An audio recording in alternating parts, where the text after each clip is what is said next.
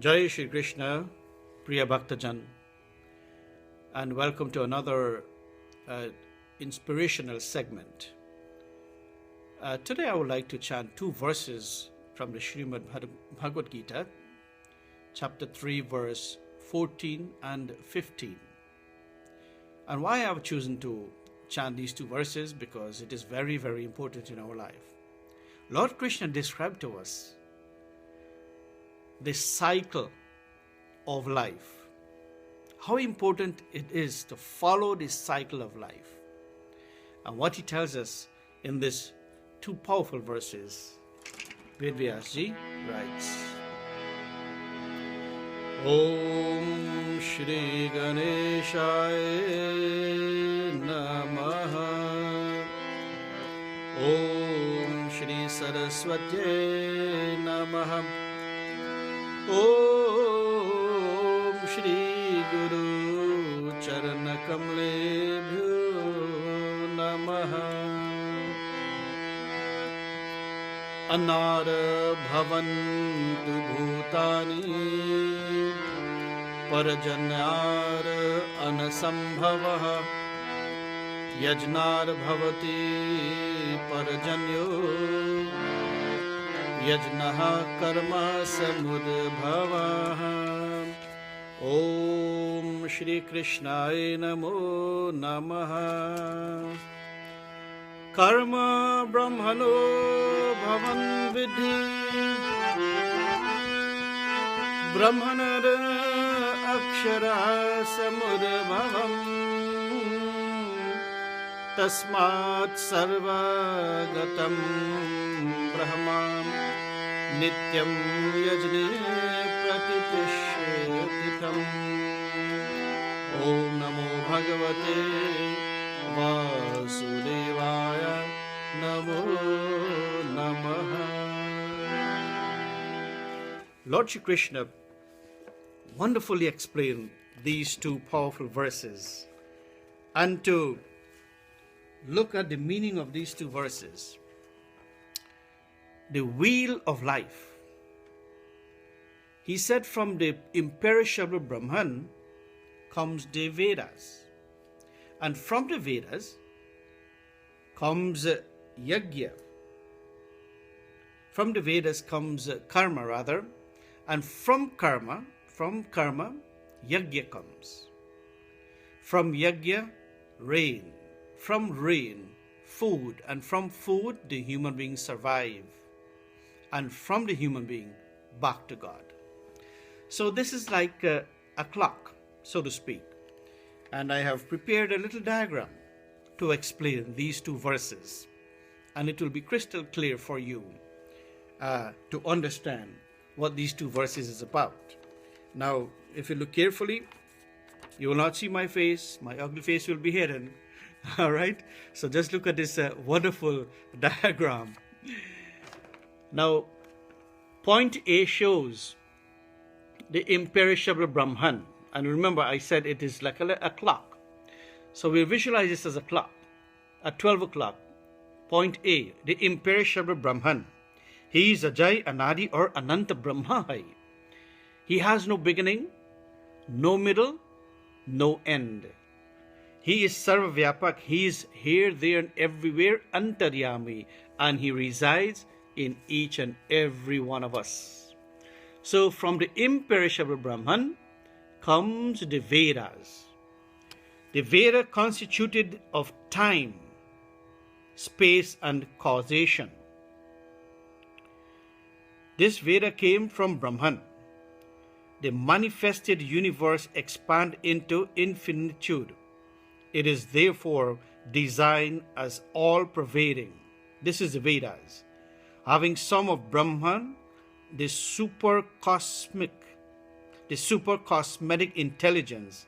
For this reason, it is styled as the Vedas. Of course, it is the first scripture in the world. It gives the law of all mankind, and it cannot be equated to any other religion. From the Vedas, Vedas is the mother of all scriptures. All scriptures has taken birth from the Vedas, and so are all religions. Now, from the Vedas teaches us to perform karma. Now, at 12 o'clock, point A, point B is, say, around 1:30, thereabout. At 3 o'clock, point C, karma. We have to perform karma, my dear brothers and sisters. When karma is performed perfectly and with the best of motives, it becomes yajna. Point D, karma teaches us to perform yajna. And this comes from the Vedas. Remember, this is a cycle. We cannot afford to break this cycle. Karma itself must be performed by each and every individual. Work performed with the right frame of mind gets converted into yajna.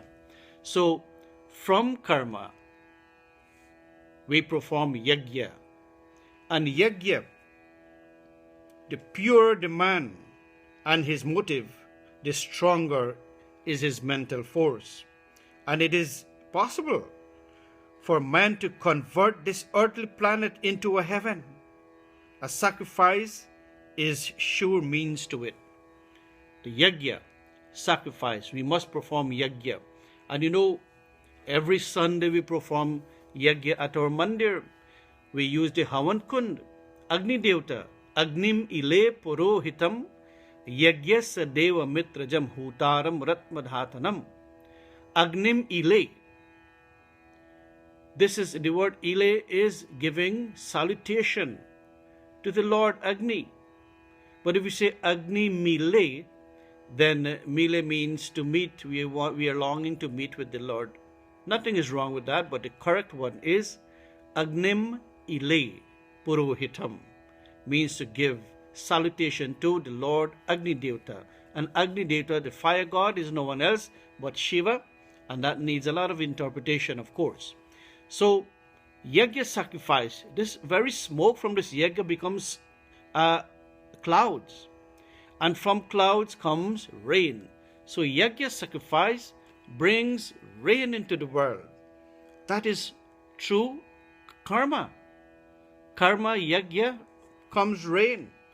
And the production of grains for food depends on the availability of water caused by rain. So from rain, food being produced on earth, without water, nothing can survive, my dear devotees of God, on earth.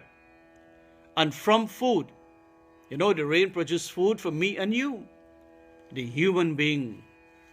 All beings survive through food. And from the human being, we have to go back to the imperishable Brahman. We have to go back to Godhead. This is the motive.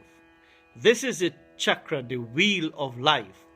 And Lord Krishna says, my dear devotees, he says clearly in the 15th verse of the 3rd chapter, that if any one of us break this chakra, the wheel, let's say we forget or we do not perform, we do not read the Vedas, then what happened?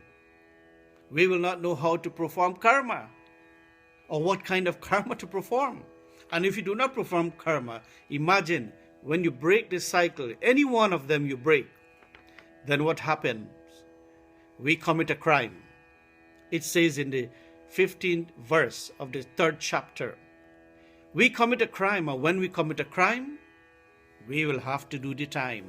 My dear brothers and sisters, we cannot afford to break this cycle. From the imperishable Brahman comes the Vedas. From the Vedas teaches us to perform karma. From karma, we perform yajnas. From yajnas, rain comes. From rain, food produced. And from food, the human beings survive. All beings survive, as a matter of fact. But most importantly, it is focused on the human being, all of us, because we have to merge back and fuse with the Lord after quitting this human body. So, my dear devotees of God, this is the method I have chosen to describe or to interpret these two verses. And please, I'll just put it one more time so you can copy it and you can do your own little chart how to make this wheel of life. So chapter 3, verse 14 and 15 tells you all about the wheel of life. Very important chapter indeed. And my dear brothers and sisters, I thank you, and I hope that this little diagram I have created for you allow you to understand clearly the teachings of our scripture. It is not a storybook. Please, I beg all of you, this is not a storybook or scriptures. It is filled with philosophy. It is filled with scientific knowledge. Let us grasp it. It is important in the human life. I ask the Divine Lord Bhagwan Krishna to bless us all. Jai Shri Krishna.